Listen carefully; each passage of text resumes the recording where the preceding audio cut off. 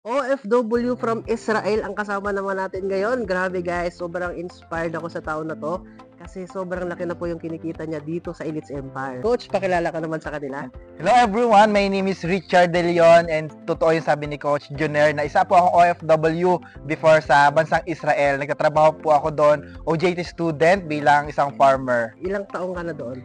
Tumagal po ako doon, Coach, ng 1 year and 1 month. 1 year and 1 month. O grabe naman, no? And I know, sobrang sipag mo din, sinipagan mo rin doon sa ibang bansa. Yes, Kumusta sobra. naman ang buhay doon sa, bilang farmer sa Israel? Ayan, no? So, bilang farmer, alam naman natin na kailangan always yan field. So, ako po, everyday pumapasok ako sa field 16 hours every day. 16 hours? Yes, 16 hours every day. Pinaka mababa na yung 14 hours na trabaho ko. Pero, ang binibigay lang sa atin na kita buwan-buwan is 20,000 pesos. 20K. Yes. Ngayon, paano mo nakita si Elites Empire? Ayan, no? So, nagpapasalamat ako sa Elites Empire. And paano ko nga ba nakita tong opportunity na nagpabago ng buhay namin? So, syempre, dumating yung time ng-pandemic. Isa po tayo sa mga naapektuhan dahil that time, no? Sabi nga nila, bawal lumabas. So, isa po sa dahil nga Sabi field. ni Kim Cho. Oo, sabi ni Kim Cho, no? So, dahil yung trabaho ko po field. So, bawal talaga yan. And talagang meron kaming quarantine So, wala ka before. ng trabaho. Yes, wala talaga. Dati po kasi wala akong time mag-cellphone kasi imbis na i-cellphone ko yan, itutulog ko na lang. Yan yung mindset ko before. Kaya nung time na nag-pandemic, maghapon talaga ako cellphone kaka-scroll ko. And siyempre, sabi ko nga gusto ko makita ng right opportunity na makapagbago ng life ko.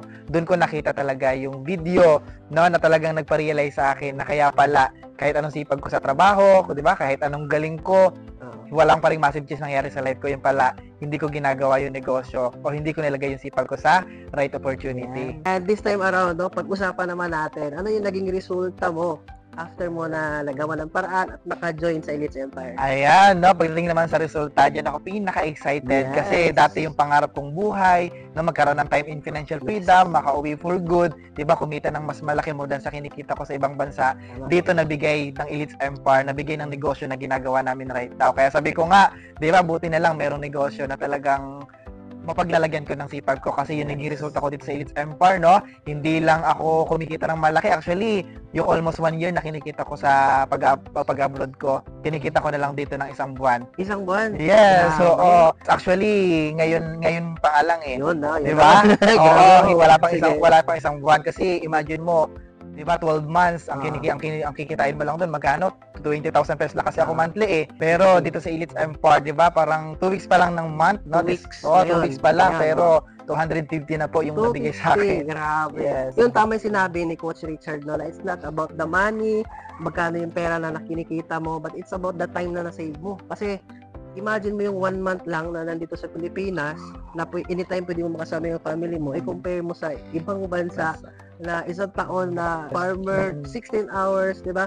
Walang makakapantay nun, walang makakapalit nun. Kaya yun yung pinaka the best dito sa Elites Empire. Hindi ka lang kumikita, nakakasave ka pa ng oras, nakakasama mo pa yung family mo anytime. Alam ko na talagang masipag ka, Yes. alam ko na magaling ka, and naniniwala ko na everything happens for a reason. Sa lahat po ng OFW yung nanonood right now, no, I am happy to invite you na mag-message talaga kasi alam ko kung gusto mo talaga magbago yung buhay mo. Meron ako ipapakitang video sa iyo na napanood niya lang din, na the moment na panood niya, yun na pala yung start ng pagbabago sa buhay niya. Excited ako na ikaw naman yung next na magbago ang buhay dito sa Elites Empire. I-message mo na ako kaagad. See you in my inbox. Ikaw na ang next. Yes.